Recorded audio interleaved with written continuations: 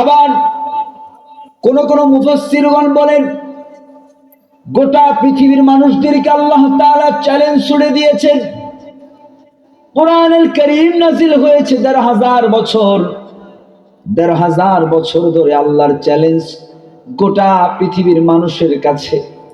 আল্লাহ কেমন জানি বলছে, গোলাম তোমরা তো পৃথিবীতে কত কিছুই করো, তোমরা বিমান তৈরি করেছো, রকেট তৈরি করেছো, গোটা পৃথিবীর মানুষদেরকে হত্যা করার জন্য তোমরা বোমার মিসাইল বানিয়েছো। কথা বলেন ঠিক কিনা?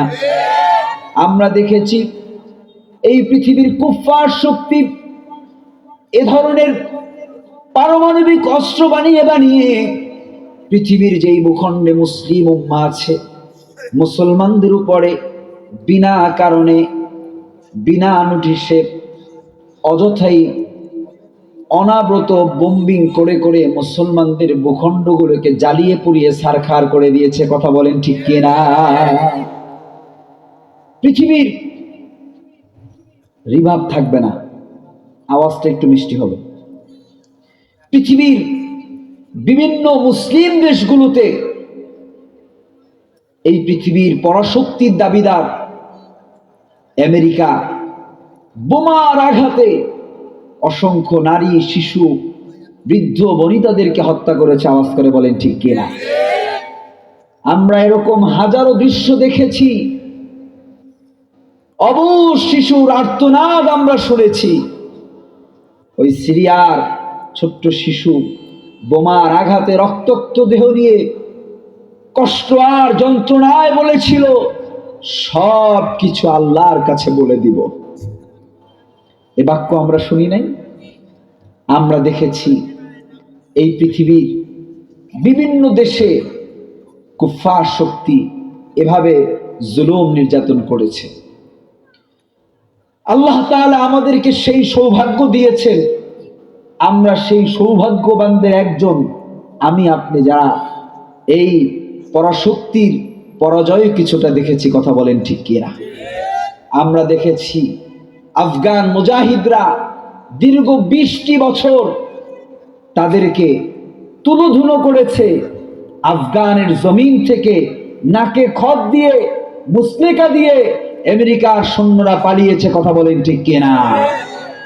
আল্লাহ তাআলা আমাদেরকে আরো একটু স্পষ্ট করলেন, হে দুনিয়ার মুসলমানরা, দেখ সিরিয়ায় বোম্বিং করে সিরিয়ার মুসলমানদেরকে হত্যা করেছে। এই বোম্বিং এর দোসর যারা, কুফফার শক্তির সঙ্গে মিলে যারা জুলুম করেছে, তাদের পতন আমাদের দেখার সৌভাগ্য হয়েছে। আওয়াজ করে বলেন ঠিক কিনা? আপনি কি অস্বীকার করতে পারবেন আমেরিকার বিলাসবহুল শহর লস অ্যাঞ্জেলেস, হ্যাঁ, ক্যালিফোর্নিয়া, ওখানে একটা জায়গার নাম হলিউড। এই পৃথিবীর সবচাইতে খারাপ মানুষগুলো যারা বিলিয়ন ডলার দিয়ে প্রাসাদ নির্মাণ করেছিল, যাদের ঘরে 24 ঘন্টা নোংরামি, নর্তকী, এ জাতীয় বিভিন্ন অনিসলামিক এবং বেহায়াপানা, বেলাল্লাপানা যাদের ঘরে চলতো। কথা বলেন ঠিক কিনা? আল্লাহ দেখিয়ে দিলেন, আল্লাহ তাআলা ছাড় দেয় কিন্তু ছেড়ে, আল্লাহ তাআলা বোমা মারে নাই। আল্লাহ তাআলা কি করে নাই? বোমা মারে নাই, কিন্তু বোমার চাইতেও ভয়ঙ্কর আযাব আল্লাহ দিয়েছে। কথা বলেন ঠিক কিনা? যতক্ষণ পর্যন্ত জ্বলার মতো কিছু একটা ছিল ততক্ষণ জ্বলেছে। আমেরিকার কোন প্রযুক্তি তাদের আল্লাহর এই গজব থেকে তাদের শহরকে বাঁচাতে পারে নাই। আওয়াজ করে বলেন ঠিক কিনা? আমি বোঝাতে চাইলাম, আমার আল্লাহ ওই সকল বিজ্ঞানী, ওই সকল জ্ঞানী গুণী যারা বিভিন্ন কিছু আবিষ্কার করেছে, মাঝে মাঝে আল্লাহর বিরুদ্ধে অবস্থান নেয়, আল্লাহকে চ্যালেঞ্জ ছুড়ে দেয়।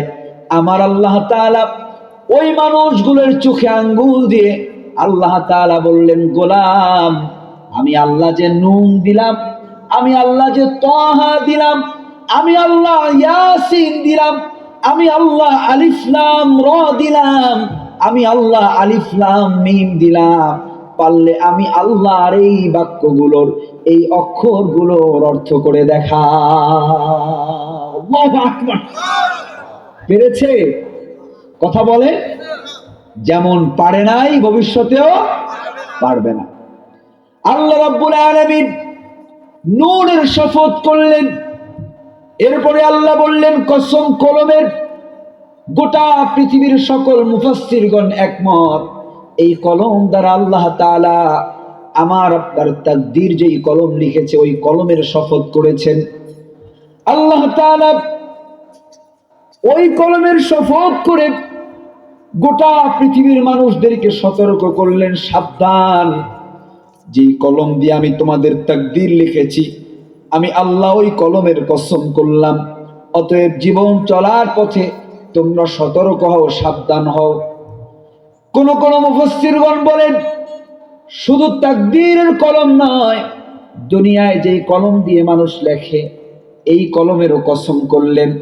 কারণ দুনিয়ার কলম দিয়ে কেউ ভালো জিনিসগুলো লেখে, আবার মন্দ জিনিসও তো এই কলম দিয়ে অঙ্কন করে লেখে। কথা বলেন ঠিক কিনা? এই কলমের খোঁচায় মানুষের বিভিন্ন চাকরি থেকে মানুষদেরকে বরখাস্ত করে দেওয়া হয়। কলমের খোঁচা দিয়ে মানুষের কাছ থেকে ঘুষের লেনদেন করা হয়। কথা বলেন ঠিক কিনা? বিচারকরা কলম দিয়ে বিচার করে, ওই বিচার ন্যায়ের পরিবর্তে জুলুম করে, ইচ্ছে মতো বিচার লেখে।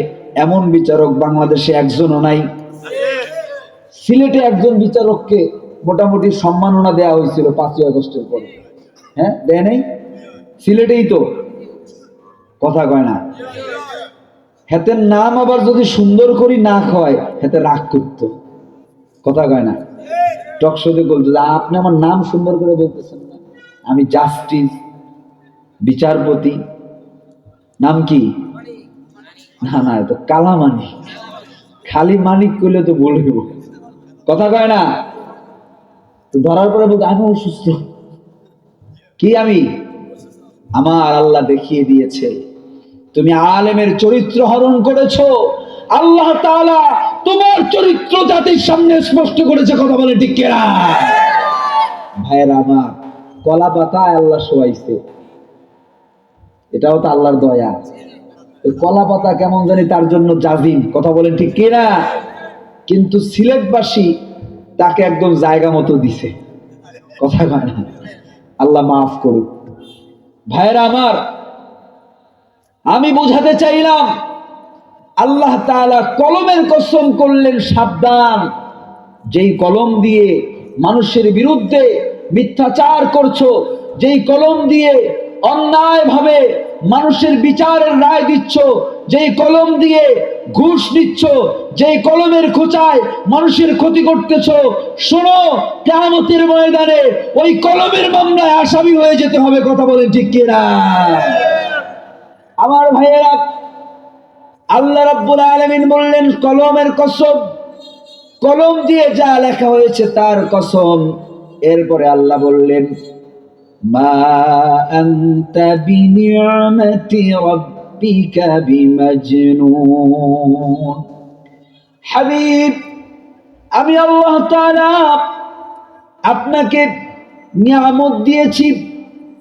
কাফির মুশরিকরা আপনার উপরে যেই নিয়ামত আমি দিয়েছি সেটা স্বীকার করতে চায় না, তারা আপনাকে কষ্ট দেয়, তারা আপনাকে নিয়ে বৎসনা করে।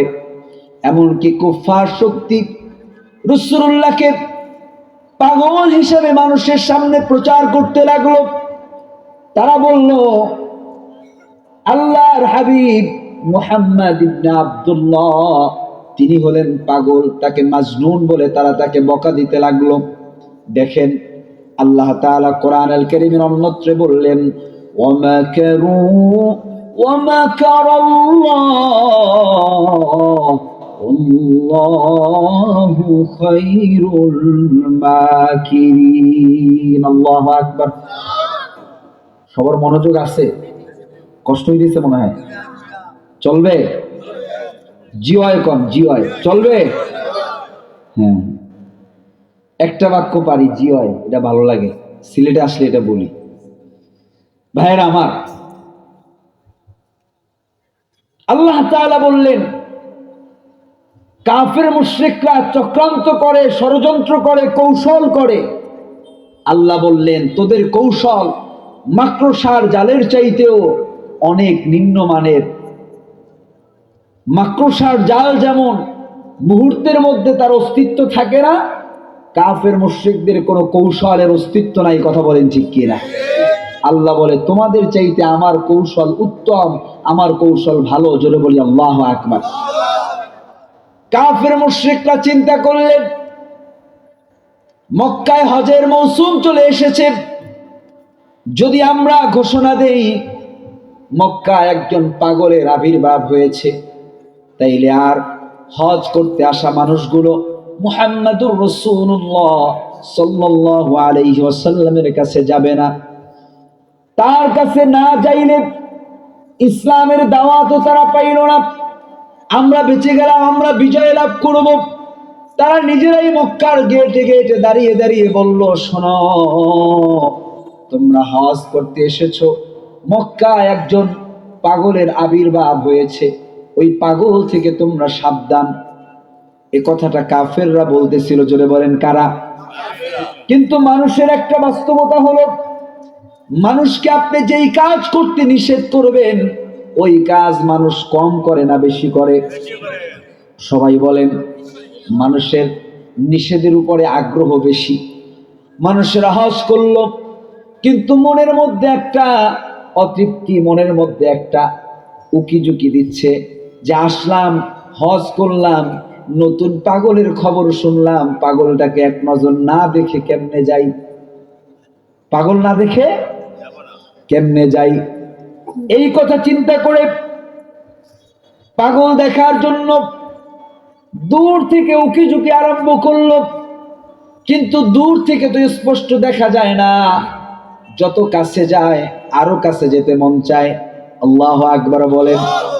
যত কাছে যার দেখে, যার কথা পাগল বলেছে, তার পোশাকগুলো সুসজ্জিত, পোশাকগুলো পরিষ্কার পরিচ্ছন্ন পরিমার্জিত, যার মাথার চুলগুলো কোঁকড়ানো, দেখলে মন ভরে যায়।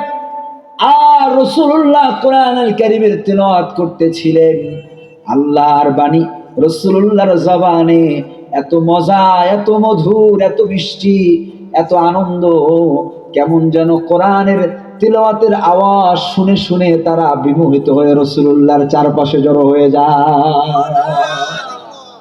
তারা নিজেরাই বলে, পাগল তো এমন হয় না। আর এত সুন্দর বাক্য তার জবান দিয়ে বের হয়, এই বাক্যগুলো কোনো মানুষের রচিত না, এই বাক্যগুলো আরশে আজিমের মালিক আল্লাহ তাআলার। অতএব ইনি হলেন সত্য নবী। কাফেররা চাইলো মানুষ থেকে দূরে রাখতে, কিন্তু আমার আল্লাহ মানুষদেরকে রাসূলুল্লাহর কাছে আনলেন, আর মানুষেরা রাসূলুল্লাহর হাতে হাত রেখে শাহাদা বাক্য পাঠ করেছে। এজন্য আমার আল্লাহ বললেন, হাবিব, কাফিররা আপনাকে মাজনুন বলে, আপনাকে কষ্ট দেয়, আপনি বিচলিত হবেন না। আমি আল্লাহ বললাম, আমি আল্লাহ আপনাকে নিয়ামত দিয়েছি। কোরআনুল কারীমের অন্যত্রে আল্লাহ বলেন, ইন্না আ'তাইনাকাল কাউসার, বন্ধু আমি আপনাকে কাউসার দান করেছি। সুবহানাল্লাহ কোন। কিয়ামতের কঠিন মুসিবতের দিনে মানুষ পিপাসার্ত হয়ে জিহ্বাটা ঝুলে নাভি পর্যন্ত চলে আসবে, মানুষ তার দেহ থেকে ঘাম বের হতে থাকবে, এমন অবস্থা হবে মানুষের দেহের ঘামে কেমন যেন বিশাল দরিয়া হয়ে যাবে। নিজের দেহের ঘামের মধ্যে কেউ হাঁটু পর্যন্ত ডুবে থাকবে, আবার কেউ কোমর পর্যন্ত ডুবে থাকবে, কেউ গলা পর্যন্ত ডুবে থাকবে। আবার উত্তপ্ত রোদের তাপ তার মস্তক টকবক করে ফুটতে থাকবে, নাকের ছিদ্র দিয়ে, কানের ছিদ্র দিয়ে মাথার মগজগুলো চারদিকে ছিটে ছিটে পড়বে। এই কঠিন সময়ে আল্লাহ তাআলা তার বন্ধুকে কাউসার দিয়েছেন, যার কিনারায় তারকা রাজির ন্যায় পেয়ালা আছে। একবার যেই বান্দি রাসূলুল্লাহর হাতে কাউসার পান করার সুযোগ পাবে, এই গরমের উত্তপ্ততা, দেহের এই কষ্ট, এই পুরো কষ্টটা নিমিষেই তার থেকে দূর হয়ে যাবে। আল্লাহ তাআলা ফাইনালি বললেন, রাসূল, ওরা আপনাকে পাগল বলে, অথচ আমি আল্লাহ বলছি, ওয়া ইন্নাকা লাআলা খুলুকিন আযীম। চিৎকার মেরে বলি আল্লাহু আকবার। হাবিব, আমি আপনাকে মহান চরিত্রের উপর প্রতিষ্ঠিত করেছি। আল্লাহু আকবার। কোন রাসূলুল্লাহ চরিত্রের ব্যাপারে কুরআন আল কারীমের অন্যত্রে আল্লাহ তাআলা বলেছেন, লাকাদ কানা লাকুম ফি রাসূলিল্লাহি উসওয়াতুন হাসানা।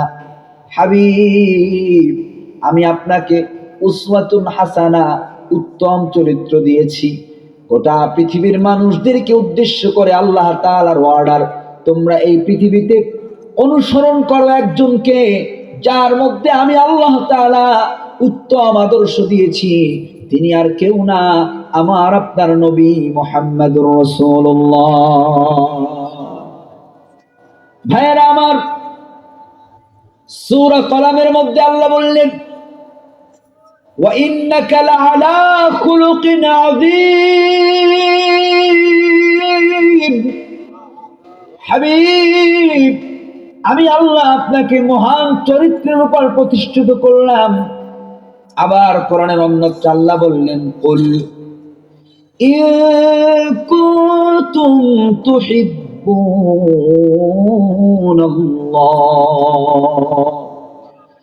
ফাত্তাবিউনি ইউহিব্বুকুমুল্লাহ ওয়া ইয়াগফির লাকুম যুনুবাকুম। আল্লাহু আকবার। আল্লাহ বললেন, বন্ধু, আপনার উম্মতদেরকে আপনি প্রশ্ন করেন, তোমরা কি আল্লাহ তাআলাকে ভালোবাসতে চাও? যদি তোমরা আল্লাহকে ভালোবাসতে চাও, ফাত্তাবিউনি, তাইলে তোমরা রাসূলুল্লাহকে অনুসরণ করো। আল্লাহু আকবার। কোন যদি তোমরা রাসূলুল্লাহকে অনুসরণ করতে পারো, রাসূলুল্লাহর আদর্শ তোমার জীবনে মানতে পারো, রাসূলুল্লাহর আদর্শের দাড়ি সুন্নাত যদি তুমি তোমার চেহারায় রেখে দিতে পারো, রাসূলুল্লাহর আদর্শের সুন্নাত টুপি যদি তোমার মাথায় থাকে, রাসূলুল্লাহর সুন্নতি পোশাক যদি তোমার পোশাক হয়ে যায়, রাসূলুল্লাহ যেইভাবে সমাজ জীবনে চলতেন তুমিও যদি ওইভাবে চলার চেষ্টা করো, ওইভাবে চলো। রাসূল তার স্ত্রীদের সঙ্গে যেই আচরণ করতেন তুমিও যদি সেই আচরণ স্ত্রীদের সঙ্গে করো, রাসূলুল্লাহ যেই আচরণ তার নাতিদের সঙ্গে করতেন তুমিও যদি সেই আচরণ নাতিদের সঙ্গে করো, রাসূলুল্লাহ প্রতিবেশীর সঙ্গে যে আচরণ করতেন, তার অধীনস্থ মানুষদের সঙ্গে যে আচরণ করতেন, তুমিও যদি একই আচরণ একই আদর্শ তোমার জীবনে অনুধাবন করতে পারো, মানতে পারো, শোনো, আল্লাহর পক্ষ থেকে নগদ 2টা পুরস্কার। আল্লাহ বলেন, ইউহিব্বুকুমুল্লাহ, যারা আমার বন্ধুকে ভালোবাসবে, বন্ধুকে অনুসরণ করবে, স্বয়ং আমি আল্লাহ আমার ভালোবাসার বন্ধনে তাদেরকে আবদ্ধ করে নিব। স্বয়ং আমি আল্লাহ তাদেরকে ভালোবাসবো। আল্লাহু আকবার। কোন আমার ভাইয়েরা, বন্ধুরা, একটা বার চিন্তা করেন, জান্নাতের মালিক হলেন আল্লাহ, যিনি জান্নাত বানিয়েছে, দুনিয়া বানিয়েছে, সবকিছুর একচ্ছত্র মালিককে। সেই আল্লাহ যদি আপনাকে তার ভালোবাসার বন্ধনে আবদ্ধ করে নেয়, আল্লাহর ভালোবাসা যদি আপনার জীবনের অর্জন হয়ে যায়, এই দুনিয়া আর আখিরাতে আপনার কি চাওয়ার থাকতে পারে?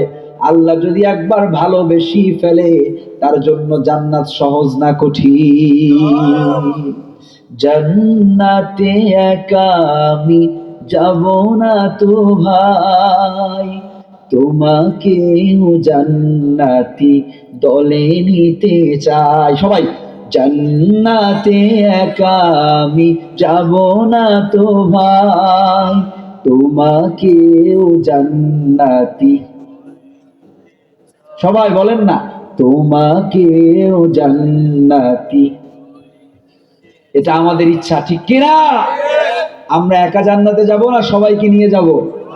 ইসলাম এটাই বলে যে তুমি বাঁচো, তোমার আহাল বাঁচাও, তোমার প্রতিবেশীদেরকে বাঁচাও, সবাইকে নিয়ে ইসলাম। চিৎকার বেড়ে বলি আল্লাহু আকবার। আমি বোঝাতে চাইলাম আমার আল্লাহ তাআলা রাসূলুল্লাহকে অনুসরণ করতে বললেন, আর আল্লাহ বললেন নগদ পুরস্কার। গোলাম, আমি আল্লাহ আমার ভালোবাসার বন্ধনে তোমাকে আবদ্ধ করে নিব। ওয়ায়াগফির লাকুম যুনুবাকুম, শোনো, তোমার জীবনে যত অন্যায় আর অপরাধ আছে, তোমার জীবনে যত গুনাহ আছে, আমি আল্লাহ সব গুনাহ খাতাগুলো মাফ করে দিব। আর আস্তে কোন, কারণ আপনাদের জীবনে তো কোনো গুনাহ নাই, সব আল্লাহর ওলিদেরকে নিয়ে বসছি, তাই নাকি? তাইলে সুবহানাল্লাহর আওয়াজ কই? এত বড় পুরস্কারের কথা শুনে যারা সুবহানাল্লাহ বলে না, এরা কি এই পুরস্কার পাবে? জোরে বলেন, চিৎকার মেরে বলি সুবহানাল্লাহ। যারা বলছেন প্রত্যেকের জন্য জান্নাতে একটা করে গাছ আল্লাহ তাআলা রোপণ করে দিয়েছে, আরো একটা রোপণ হয়েছে। আল্লাহু আকবার। আমার আল্লাহ বললেন নগদ 2 পুরস্কার, আল্লাহর ভালোবাসা আর আল্লাহর ক্ষমা। যদি আল্লাহ ক্ষমা করে দেয়, আল্লাহর ভালোবাসার বন্ধনে আপনাকে আবদ্ধ করে নেয়, তাইলে আর কি লাগবে? আর কিছু লাগবে? কিছুই লাগবে না। ভাইয়েরা আমার আল্লাহ সূরা কলামের মধ্যে বললেন, যেই চরিত্র আমি অনুসরণ করতে বলেছি, কোরআনের অন্যত্র বললেন আমি সবচেয়ে সুন্দর আদর্শ রাসূলুল্লাহর মধ্যে রাখলাম। চূড়ান্তভাবে রাসূলুল্লাহর আদর্শকে আল্লাহ তাআলা সার্টিফাই করলেন, আল্লাহ গ্রান্টেড করলেন। আল্লাহ বললেন মহান চরিত্রের উপর আমি আমার বন্ধুকে প্রতিষ্ঠিত করেছি। আল্লাহু আকবার। রাসূলুল্লাহর মহান চরিত্র বোঝাতে গিয়ে আল্লাহ আযীম শব্দ ব্যবহার করলেন। আযীম এমন এক শব্দ যার অর্থ করা যায় না, যার অর্থ পরিমাপ করা যায় না, সীমা কতখানি যার নিয়ন্ত্রণ করা যায় না, পরিধিটাকে আয়তন দিয়ে একটা পরিচয় দাঁড় করানো যায় না। আমি আপনাদেরকে ওইভাবে বোঝাতে পারি নাই। ছোট্ট উদাহরণ দিলে বুঝবেন। আমরা যে ঈদগাহের মধ্যে আছি, কয়েকশো মানুষ আমরা এখানে বসে পড়েছি, 1000 খানেক মানুষ হবে ইনশাআল্লাহ, হবে না? মোটামুটি 1000 খানেক মানুষ হয়েছে, আলহামদুলিল্লাহ। এই মাঠের আয়তন, লম্বা, দৈর্ঘ্য, প্রস্থ এগুলো মাপলে কতটুকু এর একটা প্রমাণ পাওয়া যাবে কিনা? কথা কয় না। গোটা পৃথিবীর একটা আয়তন আছে না? আছে। বলে 68,000 বর্গ মাইল। এই দেশটার নাম কি? আস্তে কন, দাদা বাবুরা রাগ করবে। যে এই যে 68,000 বর্গ মাইল একটা মাপ, এটা দেয়া যায় না? কিন্তু আযীম এমন এক শব্দ, এটার পরিমাপ করা যায় না। আল্লাহু আকবার কর। এটা আল্লাহ তাআলা তার শানে ব্যবহার করেছেন, আর রাসূলুল্লাহর শানেও দিয়েছেন। আল্লাহু আকবার কর না। শুধু তাই নয়, আল্লাহ রাব্বুল আলামিন বলেন আলহামদুলিল্লাহি রাব্বিল আলামিন। দুনিয়ার মানুষেরা শোনো, সবটুকুন প্রশংসা হবে একজনের, আওয়াজ করে বলেন তিনি কে? আল্লাহ বললেন প্রশংসার সবটুকু আল্লাহর। জোরে বলেন কার? আল্লাহ আবার তার পরিচয় দিচ্ছেন। আল্লাহ বলেন আল্লাহ হলেন রব। কেমন রব? আল আলামিন। আলমের বহু বচন হলো আলামিন।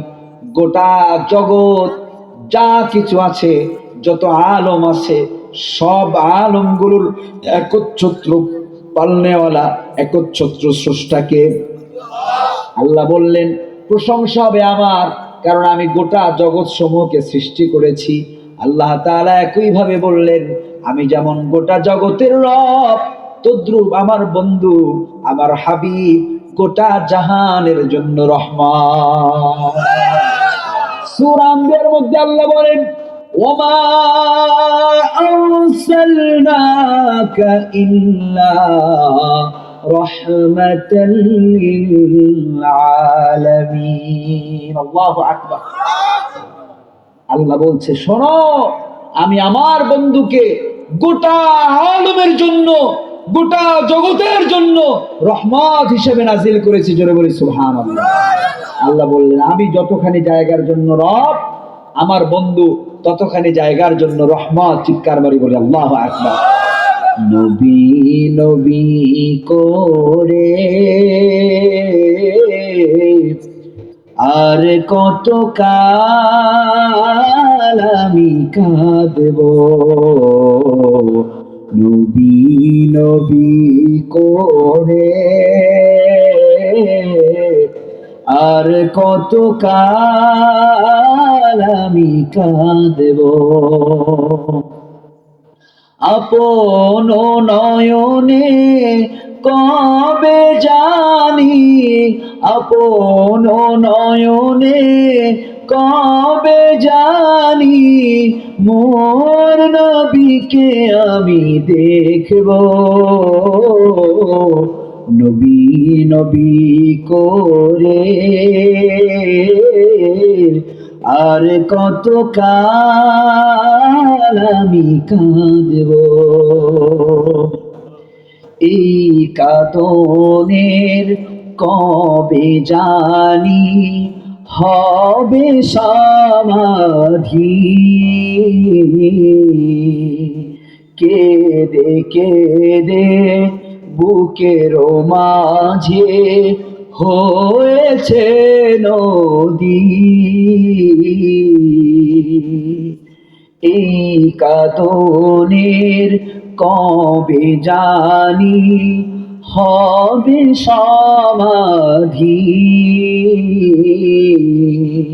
কেঁদে কেঁদে বুকের মাঝে হয়েছে নদী।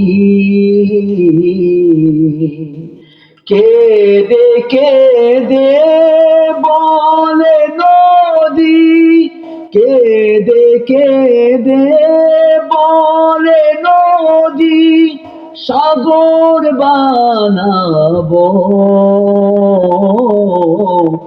নবী নবী করে আর কত কাল আমি কাঁদব। বলেন না, নবী নবী করে আর কত কাল আমি কাঁদব। আপন নয়নে কবে জানি, আপন নয়নে কবে জানি মোর নবীকে আমি দেখব, নবী নবী করে আর কত কাল আমি কাঁদব। একটু জিকির করে লা ইলাহা লা ইলাহা, জবান ছেড়ে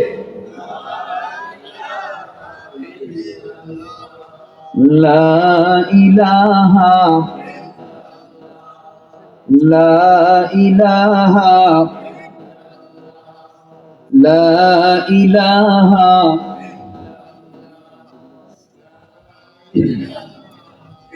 একটু মোহাব্বতে লা ইলাহা আউয়াল ও আখির হে আল্লাহ,